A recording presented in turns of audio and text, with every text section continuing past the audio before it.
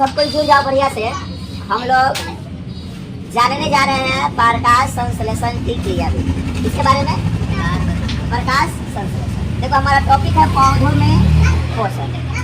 तो इस दौरान हम लोग पढ़े थे कि जितने भी हरे पेड़ पौधे होते हैं वे अपना भोजन खुद संश्लेषित करते हैं। यानी हरे पेड़ पौधे स्वपोषी होते हैं। क्या होते हैं? स्वपोषी होते हैं। कुछ ऐसे भी पौधे होते हैं या कुछ जीव भी होते हैं बैक्टीरिया टाइप के जो सड़े गले चीजों से अपना भोजन प्राप्त करते हैं। तो दो तरीका से वे लोग अपना भोजन खुद ही संश्लेषित करते हैं। तो हम लोग पढ़ने जा रहे हैं प्रकाश संश्लेषण के बारे में। सबसे पहले कि प्रकाश संश्लेषण की क्रिया विधि कौन करता है? तो हरे पेड़ पौधे।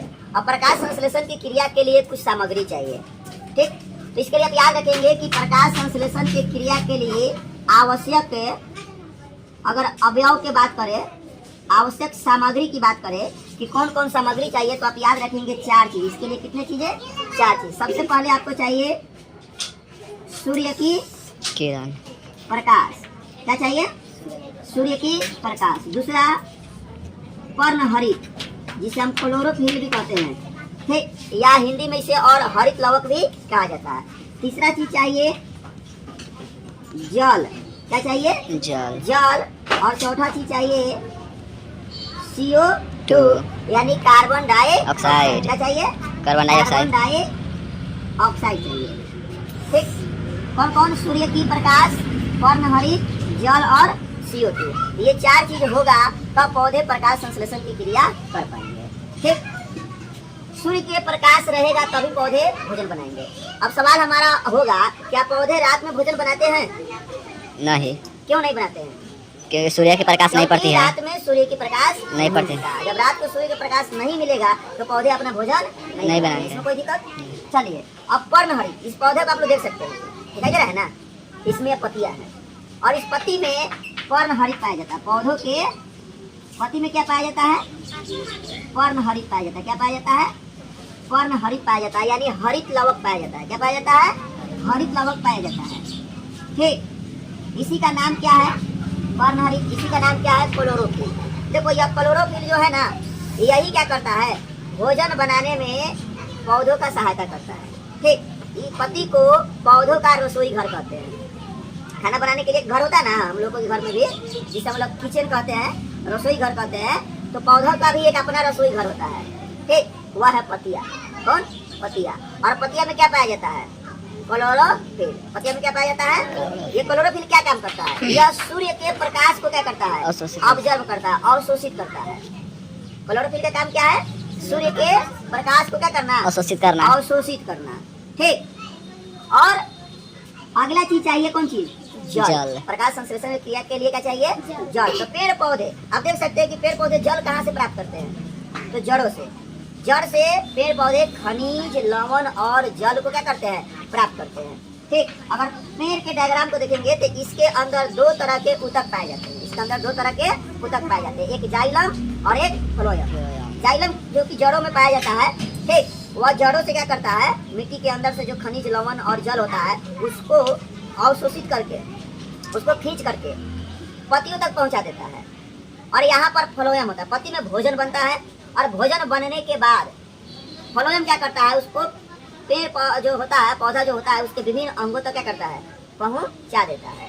तो जल की आवश्यकता है। बिना जल के पेड़ पौधे अपना भोजन नहीं बना सकते हैं। आप लोग देखते हैं कि अगर कोई पौधा आप लगा देते हैं, अगर उस पौधा पर आप नियमित रूप से पानी नहीं देते हैं तो पौधा क्या होता है?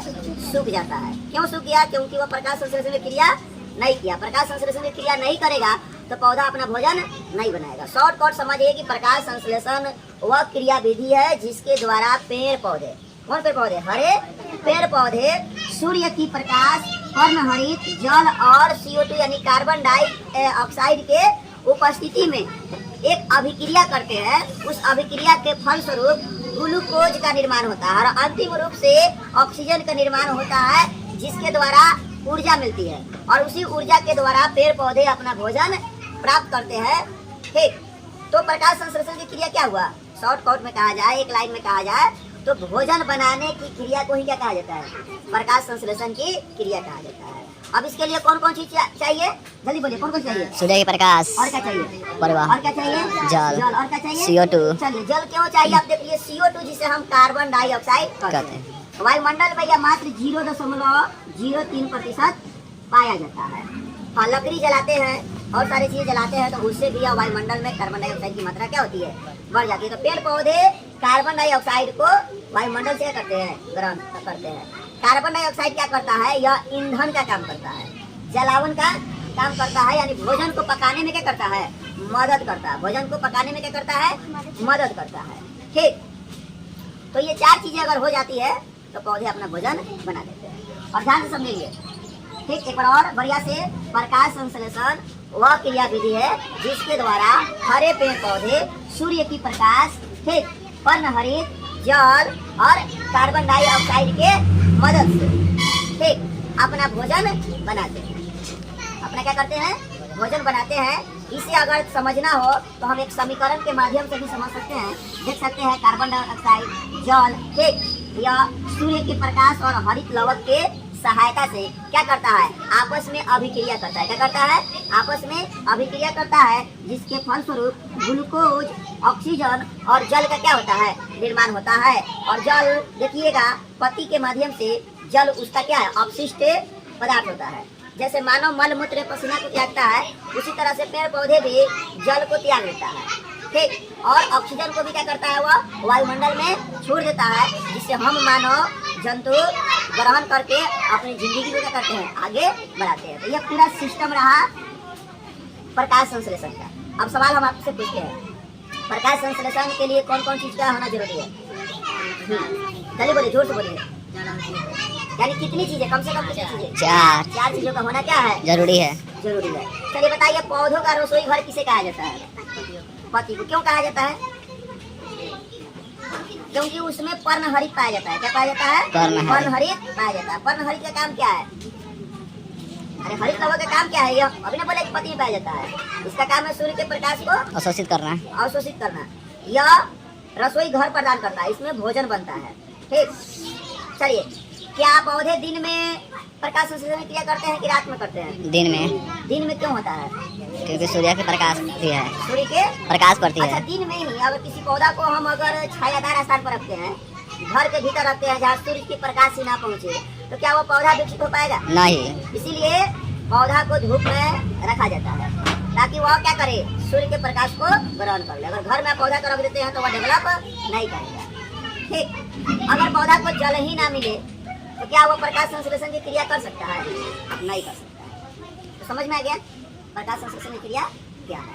क्वेश्चन एग्जाम में आएगा कि प्रकाश संश्लेषण की क्रिया विधि को दर्शाइए। तो आराम से आप इस पत्ती के द्वारा भी ये पत्ती बनाकर आप बता सकते हैं कि वायुमंडल से वो क्या लेगा, CO2। और क्या इसको मिल गया है, सूर्य की प्रकाश। प्रकाश ये भी वायुमंडल से मिल गया, ठीक। और जड़ से क्या मिल गया, क्या मिल गया, जड़। ये सब मिलना गया। तो इसमें क्या होगा, अभिक्रिया होगा। कौन अभिक्रिया?